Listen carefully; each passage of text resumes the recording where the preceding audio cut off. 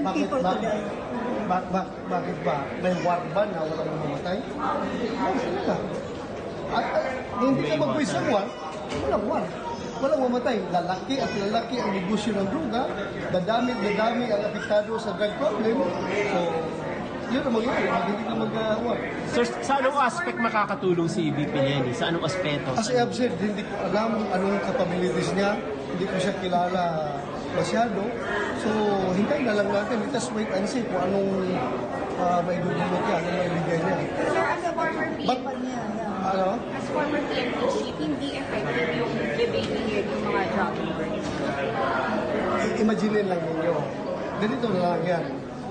Sige lang, mag-claim kayo na mag-claim kung i-claim ninyo na failure ang drug war natin.